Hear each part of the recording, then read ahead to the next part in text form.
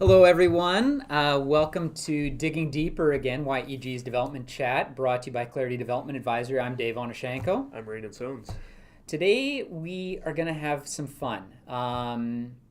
Let's start by saying we were just talking about sponsorship. We still are interested in sponsors, local Edmonton businesses, coffee, beer, cool products, interested in anything. You're watching this, you're interested, send us an email, info@claritydevelopment.ca. If you want us to be holding pens that you branded or something, like we can do it. We can, Yeah, we like all local businesses interested in anything. Anyways, this is an interesting topic. This is going to be kind of fun. Yeah. A little more laid back. So why don't you kick us off, Rain, and what are we talking about today? Yeah, I don't even know where the idea came from, but I thought we should talk a little bit about projects in Edmonton that have been proposed but never came to be. So it's Edmonton's unbuilt environment, as we're calling it. Well, that's great, and every municipality has something like that, right? Yeah. And there's hundreds of of these projects in Edmonton. Yeah. There's whole forums where there's chats about this, right? Totally. And lots of cool images and stuff. So we just have a couple that we're going to talk about today. Yeah. But we won't spend a whole lot of time on them. We'll go through them quickly and just kind of have fun and talk about the what ifs and maybe good things some of these weren't built, or what could have been. So why don't you start us off, Shirley? What's our first one here? The Royal Alexandra Hotel. So number one, the Royal Fantastic. Alexandra Hotel. You are in for a privilege, folks. You got to hear Shirley's voice for once. Yeah, exactly. So what is this? This is one actually I've never seen before. This is kind of cool. This actually looks like what's the name of the Fairmont kind of building, or maybe it's a different building in Vancouver. It has kind of this Vancouver kind of vibe I'm thinking of. Can't remember. Anyways, what's happening here, Rainan? Royal Alexandra Hotel proposed in 1912. So we're talking like inception of Edmonton as we know it, effectively. Like This is around the time that Strathcona and Edmonton amalgamated way back then, 110 years ago at this point.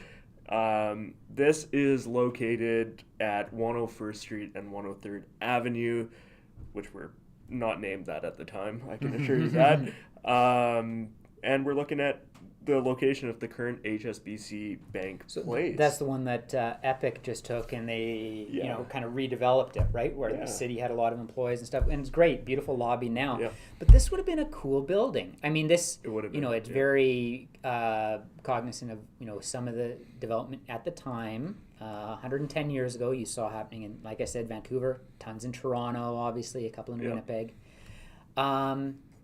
Neat looking building. And it says here, there's notes that the license for this 10-story hotel was granted, but construction never happened. Yeah, just unknown. Just was what it was. As we've said before, this is a two-way conversation. If you know anything about this or other buildings, or want to weigh in on some of the things we're talking about, throw it up in the live chat or in the comments after if you're not watching this live. Cool. That's a cool one. I like it. That gets us going. Too bad. Yeah. Next, what's happening next here? So this is interesting. Edmonton City Hall design competition. So there was this old City Hall. Yeah. They built another one in like the 40s or so. Yeah. And then in the same place where that one in the 40s was, they're like, hey, we need to replace this. Yeah. And 1980, they hold a design competition. They open it up, right? Yeah. And in the end, Gene Dubb, local architect, Dubb Architects, ends up winning, and it's the City Hall we have now. Yep. But there were a variety of different proposals at the time. 32 competitors entered from around the world. Yeah. And we only pulled up this one by, what was the architect? Strassman Architects at the time. So 1980, reminiscent of a particular architectural style that you probably don't see a whole lot of today. No, but the interesting thing, I think of Toronto City Hall a lot in this regard, right? Totally. Well, look at the whole plaza in front with that kind of raised edge around it, like that's the exact same thing. And Toronto City Hall, unlike Edmonton's current, the idea is it's housing a lot of those municipal staff in the same building. Totally. So what we got instead with Gene Dubb's proposal is one that's more of the architectural thing. You have... It's council chambers. Exactly. It's councillor offices. It's some public space worked into it. Yeah. And that's about it. Whereas, so city halls across, the world municipalities are either often one or the other. It's like we have, or it's something like this, where it's like, oh, let's house all the municipal staff there. So you can see it in scale next to some of those other buildings. You can see the CN Tower kind of behind it. And what is that, Churchill Place? What's that apartment there, the seniors apartment? Completely. So that thing looks fairly large. That would have been a massive project, but... So it's a beast of a building, for sure. Kind of those ragged edges, something kind of modernist about it at the same time, but it's clearly intended to be this showpiece, totally. Right? Like, Edmonton by what you're seeing here, and it's interesting. Like, we've worked in kind of the Churchill Square aspects of this, I would say, and it's got the whole it's got the pyramid thing happening too, the point, right? Of course. So classic Edmonton. Good stuff. Let's go to the next one here. What do we have next here? This one's called International Festival Market, and again, mid-1980s.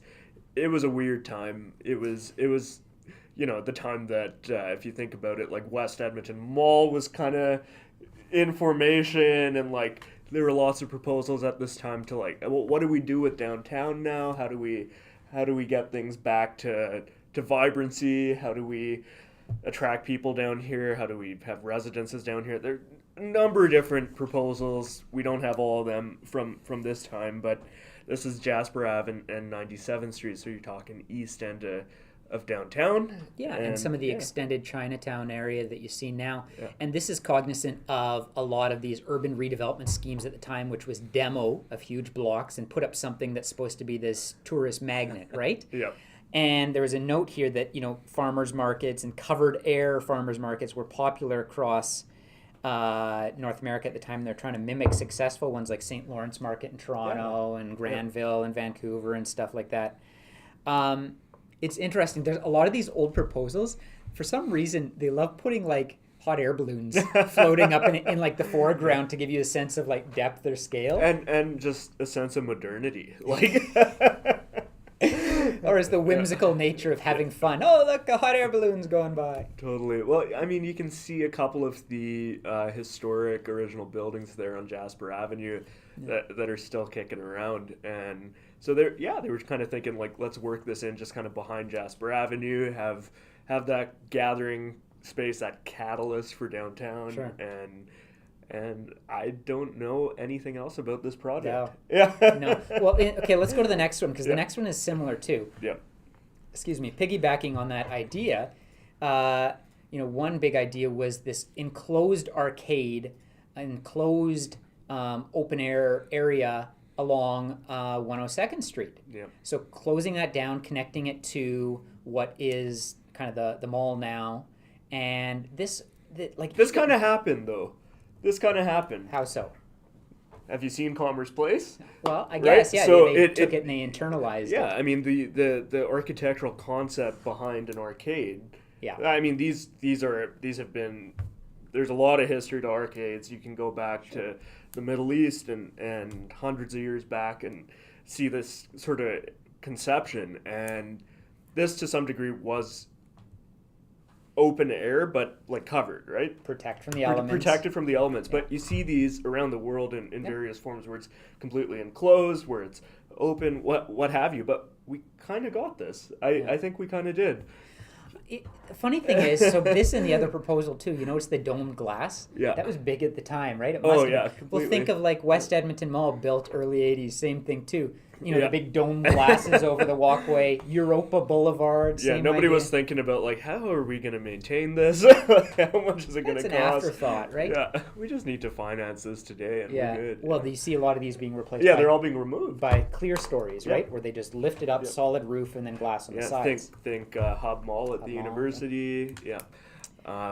That's a cool one. I find it interesting how it, like, I personally think it kind of happened, just a little different. Yeah.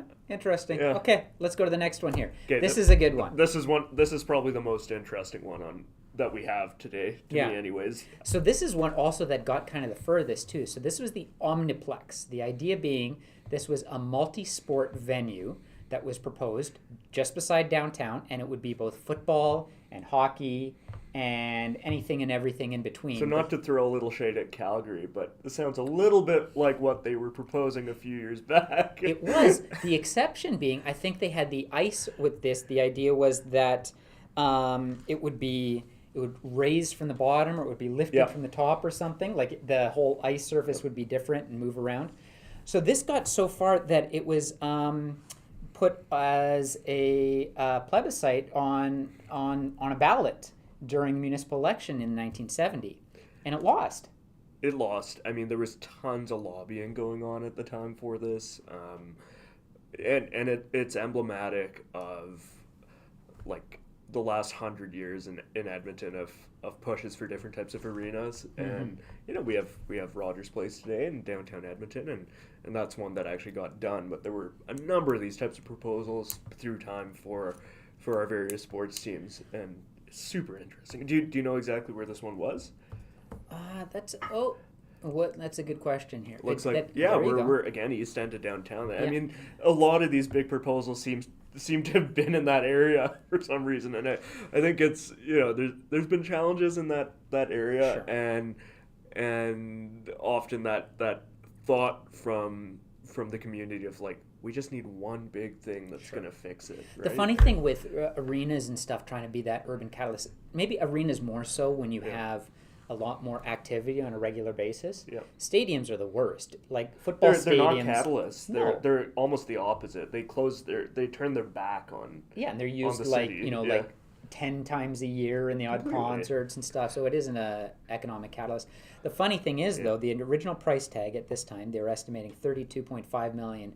Can you know how much it would cost to put like a roof on top of Commonwealth Place now? Hundreds of millions. I think in the range of 700 million. Yeah, like it'd be incredible. I mean, there's been proposals for that in the past that made a whole lot more sense. I think there was like a $50 million proposal back 40 years ago to do just that.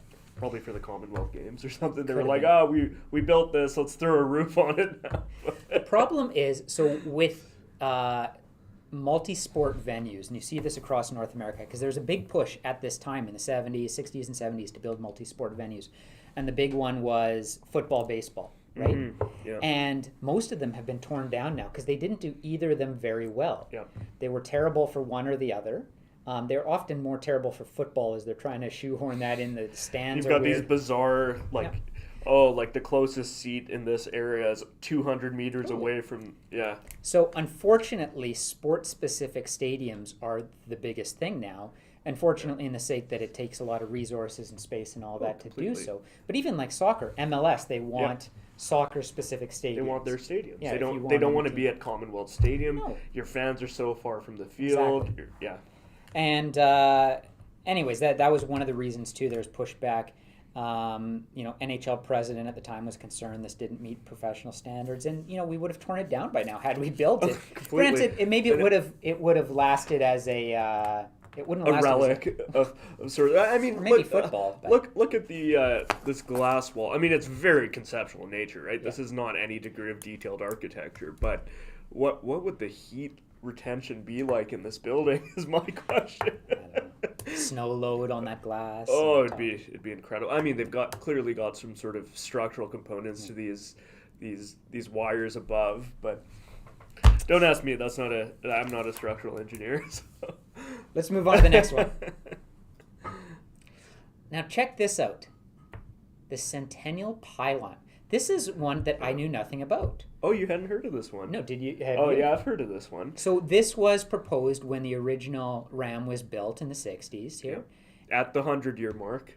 At the 100-year mark of, in 1967. It's the Centennial Pylon. That makes sense. Yeah, great, exactly. But the proposal for this on these notes here, it says this was going to be a 100-meter tower with an observation deck and a rotating restaurant. Yeah. Think Seattle. Think the Calgary Tower. Calgary. Exactly. Yeah. So these observation towers were the rage at the time, and we have CN Tower and everything else. Not downtown though. I know. Not downtown. Beautiful view of the river valley though from the location, obviously. Yeah. But so this one didn't go ahead because there's a lot of pushback from Glenora residents, potential traffic impact. But didn't go ahead. We got our rotating restaurant in the Chateau Lacombe. We did, which you went to recently for the first time. Well, it was one of those things that at the time, very popular. It was the hottest date in town in the 70s and 80s and all that when it was going on. You got to see the city twice by the time you're done dinner, And so, we went. Was it worth going? Yeah. There's much, no slag to the restaurant, but it's just, kind of. It was of the time. It was of the time. Yeah. It was neat though. And I'd recommend, if you haven't done that, you're in Edmonton, it's worth going at least for one dinner. It's not going to quite do what the Needle does for you in Seattle, but, Yeah, exactly. Anyways, so there you go. Then a project never built. Glenora residents win again. Careful, you're a Glenora resident. I am now, yeah. Good stuff. Yeah, let's hit the next one. Okay, we got Old Towne Market. I don't think I know much about this one. Do you know what?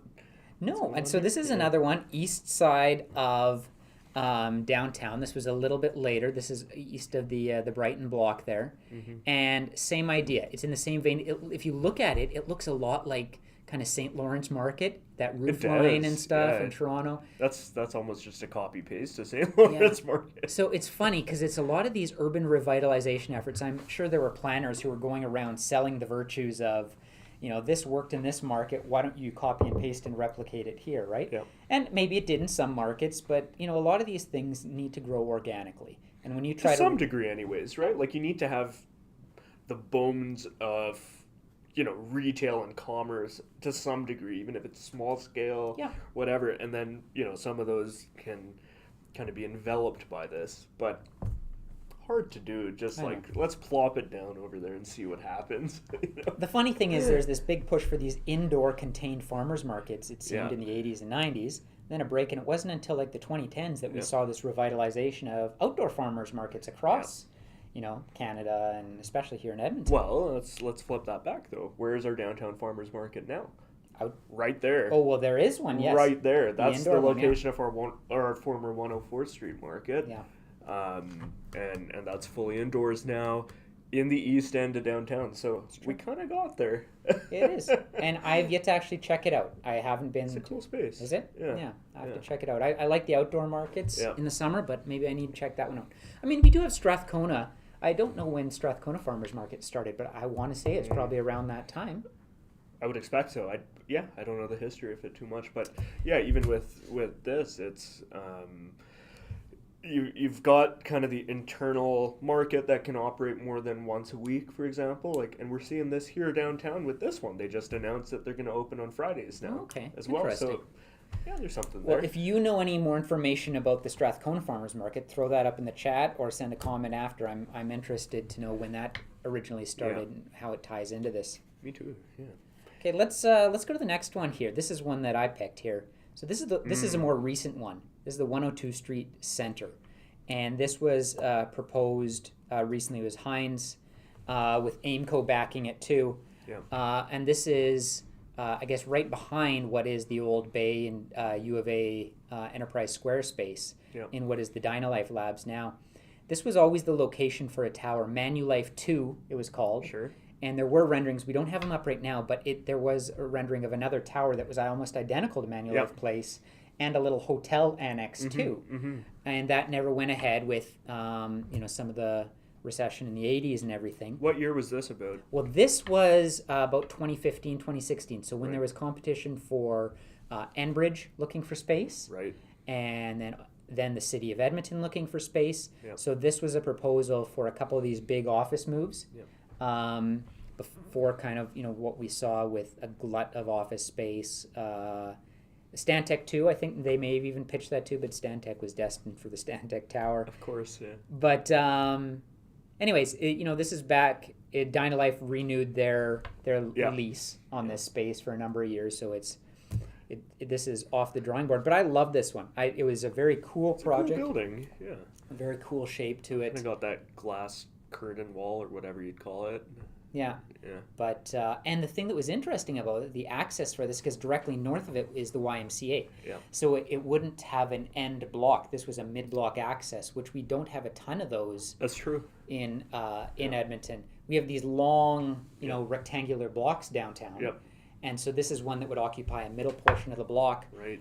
Maybe not ideal. Maybe that played a factor in for loading or for some of the issues that some of these potential office moves had. But beautiful building. I would have loved to have seen it. And then the top part had kind of this crown that lit up at nighttime too. Yep. But so Picard Chilton, I think they're out of Toronto. Anyways, needless to say, never went ahead. But so do you think we're gonna see something like this in a location like that? Like, say, Dine of Life is out one day.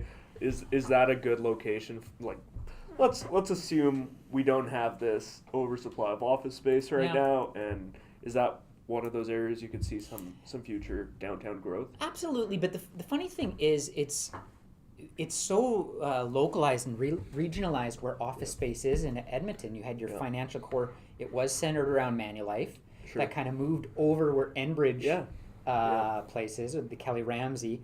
And then you're starting to see a bit of a shift too towards some interest in Ice District area. CWB moving there, and so that and Edmonton Tower is over there too. And so the question is there a desire for new large tenants if they're going to be moving space, and there's a proposal for a tower in that area versus say this area, and we're only talking like 2-3 blocks difference. But maybe there's. I mean, frankly, it's probably tenant driven. It's probably like your CWB saying, well, we want our flagship location. We want all our staff to be down here. Yeah. And so we want to make this investment and be the major tenant of this new tower. So maybe something to that degree. I mean, I don't see a lot of interest otherwise right now, anyways, in developing new office towers. No, and we're a ways off from a full purpose built, again, like you said, tenant driven. If you had someone said, hey, we want 300,000 square feet somewhere, that's enough to spur on, like this was a 700,000 square foot tower. It's huge. This tower, or a little less, that's enough to spec build it with that kind of commitment, right? Right. Like a 30%, 40% lease up. But yeah, I don't know. 29 stories. Yeah. Conversation has probably changed a little bit in Edmonton since this time. Yeah, and that was probably limited. I mean, the airport was done at the time, but we're also talking when it's strictly office too, and the shape of the building that they have there, more oval in size, probably efficient floor plan, the way it laid out. It's fairly wide. Like the floor plate itself is. It's not small. 700,000 square feet. Unless you're building a really thin tower, which typically doesn't work for office. You want larger floor plates. 700,000 square feet is huge by Edmonton standards. Oh, yeah, totally. Building a building, say, over 1 million, that you'd be pushing 40 stories. Like, I don't see it happening. You would imagine this is in the range of Manulife, right? Yeah. Very cool. We spent a bit more on this. Let's go to the next here. What do you know about this one, Rain? Oh, I mean, this was an interesting proposal by Dub Architects again. I think they've had their hand in quite a few of the unbuilt proposals. Not that that's a bad thing. It's more so that they've been very visionary over the years and been involved in a lot of interesting ideas and city building kind of concepts. So around the time that, I'm going to say 8-10 years ago, that conversations about the removal of the old Walterdale Bridge were coming around, being replaced by the new Walterdale Bridge. Dub Architects had said, let's talk about what we can do and signify the original built structure here. Yeah. And super cool concept. We're looking at, just adjacent to the new bridge here, you've maintained basically one bridge pier, and you've got kind of this, not floating restaurant, but hanging restaurant concept over the river. Super neat. It was a great proposal, and you'd have to run your utilities out there, whatever else. If I remember, it was the proposal came a little later in the process, and I wonder if proposed earlier, if there would have been more of an appetite to maintain that. Well, it's possible, right? Like from what I remember, I mean, as soon as this design went public, a lot of people said, "Oh my gosh, this is incredible! We need to do this. We need to preserve this part of our history this way." And I remember hearing kind of through the grapevine a little bit that the designer of the new Walterdale Bridge, part of the agreement there was that the old bridge would be removed because that was the showpiece. Right? To show their bridge and the views from the bridge. Exactly. So it was complicated, right? Yeah. And especially later on in the process, very difficult to actually make that work. Like you say, like maybe earlier, if that had been part of the agreement, been worked somehow into the design of the new bridge so that they could be harmonious rather than, kind of in opposition to one another, maybe it would have worked. Yeah, and I wonder if there was there was plans for redevelopment, still is, of the old, the power station down there, and inclusion of restaurants in there. I know there is kind of push and pull, even talking about the gondola line there, about where some of that retail would be. So I don't know if that had any, play into that. This might kind of steal these things are it's challenging down there. We're talking about areas that have a lot of different interests to them, and so even putting restaurants down above a federal water body with a sacred sort of river valley space for access and all those kind of things play into these. Yeah, well, as we found, and what we saw with the gondola conversation too recently, there's a lot of players and a lot of people that need consultation and input into this, right? So it's complicated. I think collectively, seeing a harmonious development to preserve nature, but to activate our space down there and do so that respects the indigenous history and burial sites and everything. There's a lot of things happening there, but there's probably a path forward, and it's going to require that consultation and people listening at the table. Yeah. Although no path forward on this one anymore. It is gone. Unfortunately, there is a restaurant. I remember when this came up, there is a restaurant in the middle of a bridge, pedestrian bridge, I think, in Winnipeg right now. Oh, really? Yeah, over the Red River there. Cool. And so they're showing that as an example of one that where they had done that. So I think it would have been incredible. It would have been that key gathering space that everybody talks about in the city, right? And we've talked about this for years, that where is that restaurant, that food space in the river valley that is uniquely Edmonton, and this would have been that. You got Prince's Island in Calgary that has the space you walk to. And that's great. True. Yeah. Anyways, it's neither here nor there, because that, like Rainan said, that bridge does not exist anymore.